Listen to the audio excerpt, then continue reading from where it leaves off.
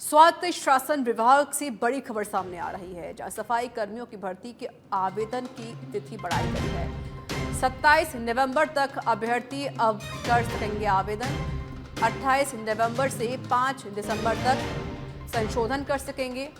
Online जमा आवेदन की त्रुटियों में संशोधन कर सकेंगे। डीएलबी कुमारपाल गौतम ने आदेश जारी किए हैं। पहले आवेदन की 20 नवंबर तक तिथि थी।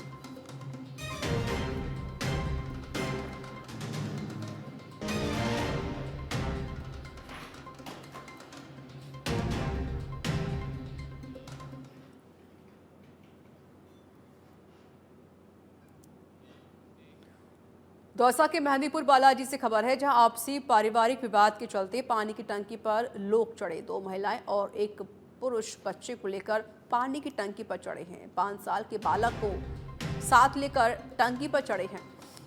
सूचना के बाद मेहंदीपुर बालाजी थाना पुलिस मौके पर पहुंची है। समझाइश के प्रयास किए जा रहे हैं। भालपुर गांव का ये पूरा मामला है।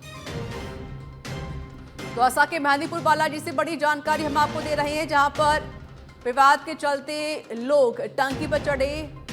महिला पुरुष एक बच्चे को लेकर टंकी पर चढ़े हैं। 5 साल के बच्चे को लेकर टंकी पर चढ़े हैं।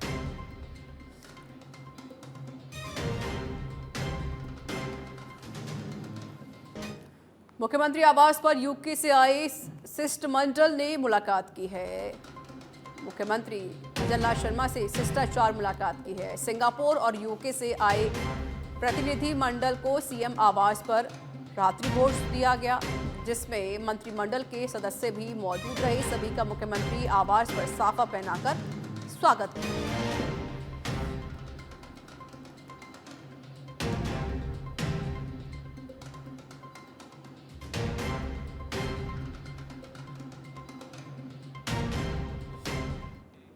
जयपुर के होटल मैरियट में rising Rajasthan global investment summit 2024 के तहत ऊर्जा विभाग की प्री समिट आयोजित की गई। इस अवसर पर अक्षय ऊर्जा क्षेत्र में निवेश के लिए लगभग 6.5 लाख करोड़ के एमओयू साइन किए गए हैं।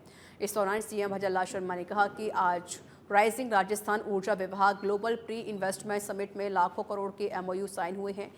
किसी देश या प्रदेश के विकास के लिए कुछ प्रमुख आवश्यकताएं होती हैं।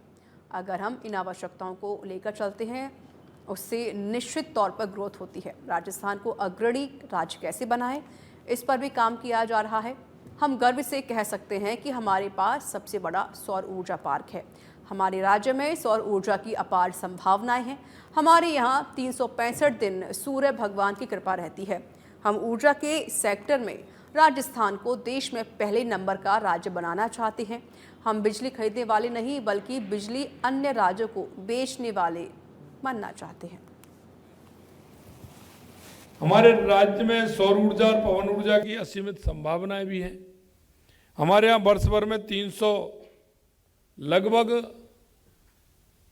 मैं तो कहूँगा कि कुछ 2-4-10 दिन ही होंगे जो सूर्य भगवान की कृपा नहीं होती होगी, बाकी 365 दिन ही सूर्य भगवान की कृपा रहती है। इसलिए हम भाग्यशाली हैं। तेज धूप रहती है, स्थित ऊर्जा के उत्पादन के लिए सबसे बढ़िया है। हमारे प्रयासों के परिणाम हमारी सरकार बनते ही हमने ऊर्जा के क्षेत्र में बड़े सुधार लागू किए हैं। पिछली सरकार के समय बिजली कंपनियां लगभग दिवालिया हो गई थी। सरकार पर भी इतना वित्तीय भार था कि आते ही देखा तो कि किस तरह से एक भी वाट ऊर्जा बनाने का काम, एक भी यूनिट बिजली बनाने का काम उन्होंने नहीं किया।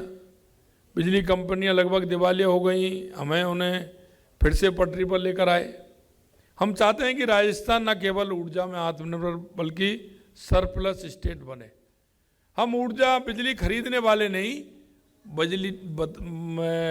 हम बिजली दूसरे राज्यों को देने वाले बने। इस दिशा में हमने कई अहम कदम उठाए हैं। खाटू श्याम जी मंदिर के पदाधिकारियों ने मंत्रियों से मुलाकात की है। मंत्री जोगाराम कुमावत, मंत्री गौतम कुमार तक, मंत्री जोगाराम पटेल से मुलाकात की। पिछले कार्यकाल में अनियमितता से मंत्रियों को अवगत करवाया गया है। इसके अलावा वर्तमान की सुचारू व्यवस्थाओं की भी मंत्रियों को जानकारी दी गई। मंत्रियों के बाद कई अधिकारियों से पदाधिकारियों ने मुलाकात की है। इस मौके पर पूर्व अध्यक्ष महंत मोहनदास महाराज, मंत्री मानवेंद्र सिंह चौहान, रविंद्र सिंह चौहान और टिंकू गौतम मौजूद रहे।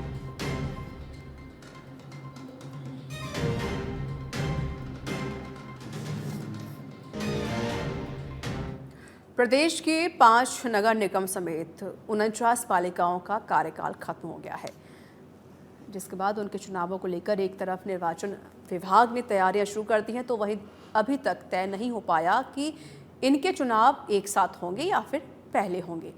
इन चर्चाओं के बीच आज यूडीएच मंत्री झावर सिंह खर्रा झुंझुनू के काजड़ा गांव पहुंचे, जहां पर उन्होंने कहा कि आज मंत्रिमंडल की बैठक में इसे लेकर चर्चा होनी थी, लेकिन किसी कारणवश मंत्रिमंडल की बैठक स्थगित हो गई। अब फिर से वह चर्चा करेंगे, इसके बाद मंत्रिमंडल की बैठक में मुहर लगेगी। ये चर्चा के बाद इतना हो पाएगा, उसके बाद मंत्रिमंडल की बैठक आज थी लेकिन उसके कारण स्थगित हो गई। जल्दी मंत्रिमंडल की बैठक। आरटीडीसी पूर्व चेयरमैन धर्मेंद्र राठौर ने अजमेर क्लब में प्रेस कॉन्फ्रेंस की। इस दौरान उन्होंने कहा कि सरकार द्वारा नए प्रोजेक्ट लगाने के बजाय नाम परिवर्तन करके मुद्दे से भटकाने का प्रयास किया जा रहा है।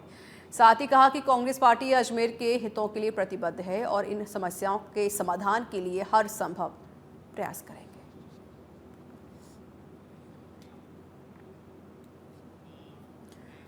टोंक में देवली उनियारा सीट पर उपचुनाव के मतदान के दिन एसडीएम अमित चौधरी के साथ नरेश मीणा का थप्पड़ कांड का मुद्दा अभी गरमाया हुआ है। टोंक समेत प्रदेश के अलग अलग हिस्सों में लोग नरेश मीणा की रिहाई की मांग कर रहे हैं। इसके लिए लोग सड़कों पर उतरे हैं। इस बीच कैबिनेट मंत्री किरोड़ीलाल मीणा और गृह राज्य मंत्री जवाहर सिंह बैढम समरावता गांव पहुंचे, जहां पर मंत्री को ग्रामीणों के विरोध का सामना करना पड़ा।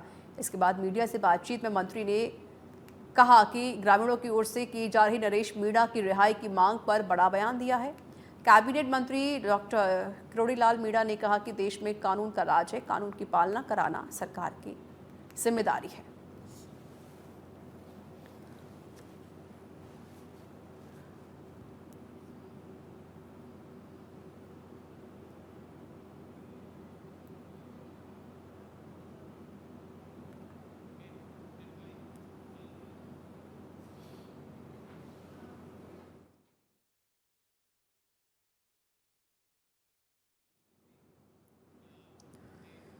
जयपुर विकास प्राधिकरण ने अवैध निर्माण के खिलाफ कार्रवाई की, जहां जेडीए की बिना अनुमति के बसाई जा रही अवैध कॉलोनियों को ध्वस्त किया गया। बता दें कि जेडीए ने 39 बीघा भूमि पर बसाई जा रही अवैध कॉलोनियों को ध्वस्त किया है, जहां जून 11 निजी खातेदारी करीब 20 बीघा कृषि भूमि पर नवीन अवैध कॉलोनी को प्रारंभिक स्तर पर ध्वस्त किया गया, तो वहीं जून 12 में करीब 19 बीघा कृषि भूमि पर प्रारंभिक स्तर पर अवैध कॉलोनियों को हटाया गया।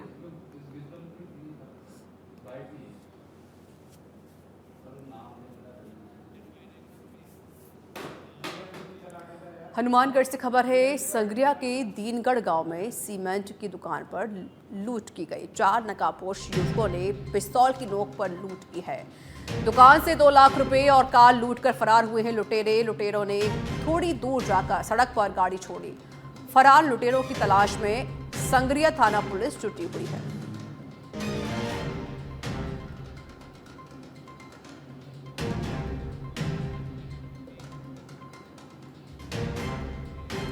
सवाई माधोपुर में रणथंभौर से सटे खंडार कस्बे के बड़े तालाब के पास एक वन्यजीव ने हमला कर दिया।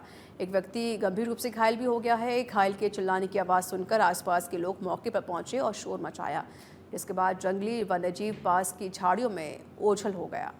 घायल व्यक्ति 50 वर्षीय रामदयाल माली निवासी छापर कॉलोनी खंडार का है। फिलहाल घायल का इलाज जारी है।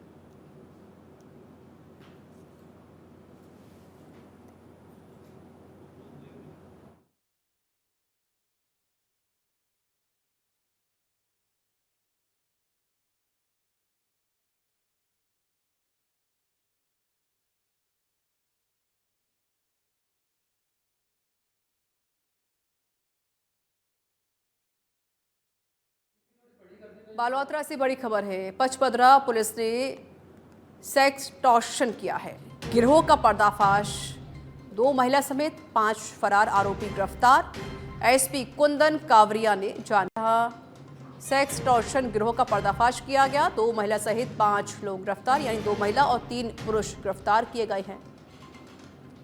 एसपी कुंदन कावरिया ने जानकारी दी है।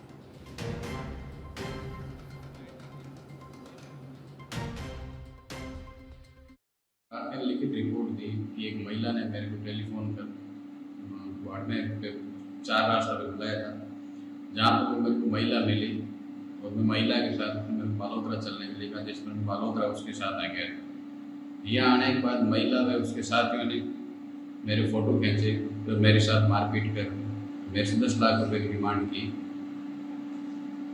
मेरे पास 10 लाख रुपए नहीं होने थे, मेरी गाड़ी छीन के लेके 55,000 रुपये छीन ली। इस रिपोर्ट पर प्रकरण दर्ज कर अनुसंधान प्रारंभ किया गया था।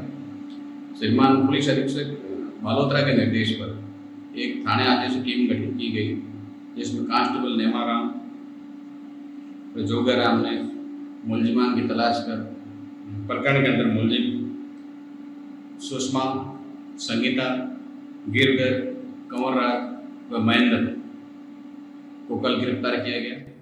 सवाई माधोपुर में राज्य महिला आयोग की अध्यक्ष रेहाना रियाज चिश्ती ने सर्किट हाउस में जन सुनवाई की। आयोग के सदस्य ने महिला अधिकारिता विभाग पुलिस अधिकारी की मौजूदगी में पीड़ित 37 महिला परिवादियों के मामलों पर सुनवाई की। महिला आयोग के अध्यक्ष ने महिला उत्पीड़न रोकथाम एवं पीड़ित महिलाओं को शीघ्र न्याय दिलाने के लिए सुनवाई की है। वहीं राज्य महिला आयोग की अध्यक्ष ने महिला उत्पीड़न के मामले में टूटते हुए रिश्तों को जिम्मेदार मोबाइल को बताया है।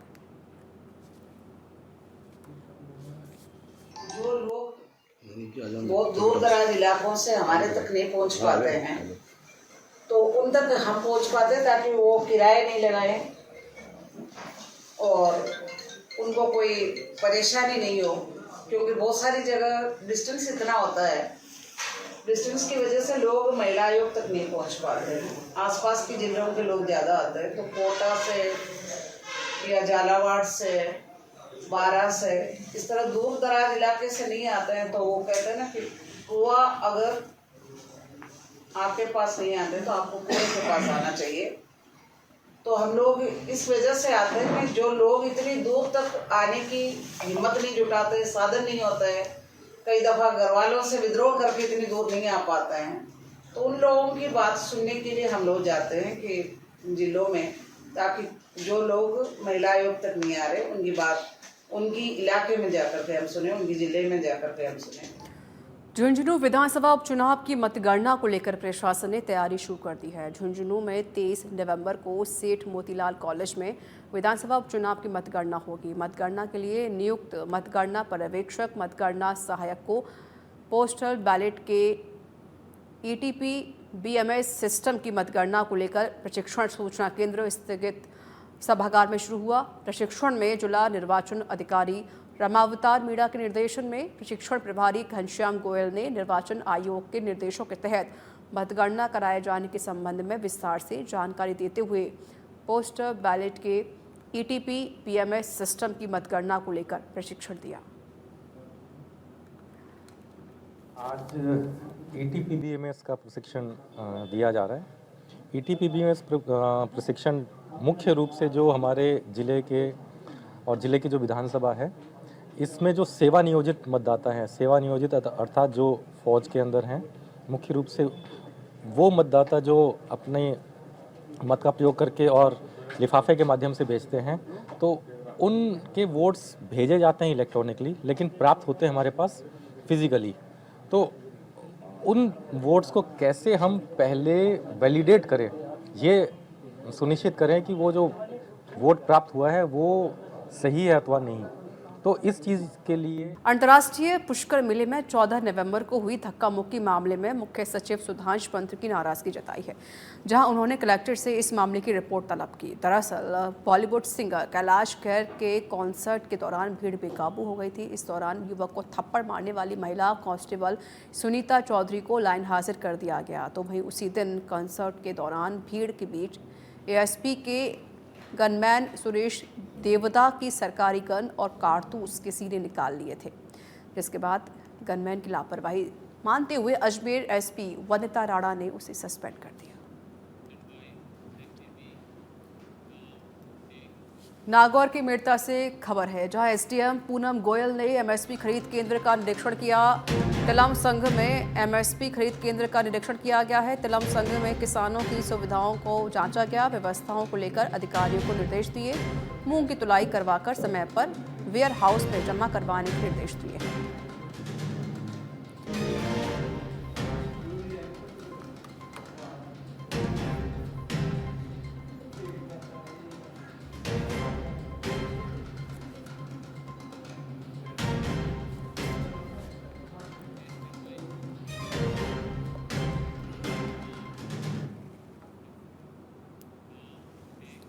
टोंक जिले में पत्रकारों पर हुए जानलेवा हमले को लेकर बयाना प्रेस क्लब अध्यक्ष और उपाध्यक्ष के नेतृत्व में पत्रकारों ने एसडीएम दीपक मित्तल को मुख्यमंत्री के नाम उपखंड अधिकारी को ज्ञापन सौंपा। इस दौरान मामले की निंदा की, वहीं दोषियों के खिलाफ कार्रवाई करने की मांग की गई है।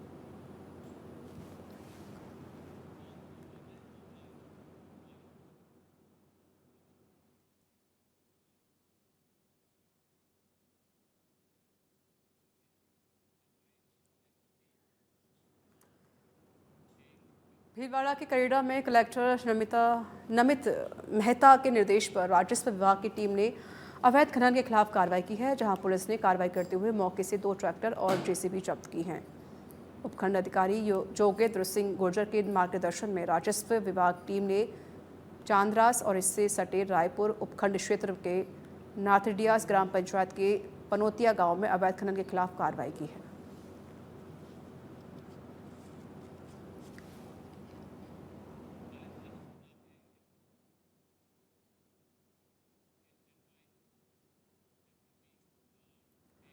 विधायक कालीचरण सर्राफ की तबीयत पर सुधार है। एसएमएस अस्पताल में विधायक सर्राफ का इलाज जारी है। कई भाजपा नेता पदाधिकारी उनका हालचाल जानने के लिए अस्पताल पहुंच रहे हैं। इस बीच विधायक गोपाल शर्मा भी एसएमएस अस्पताल पहुंचे और उनका हालचाल जाना।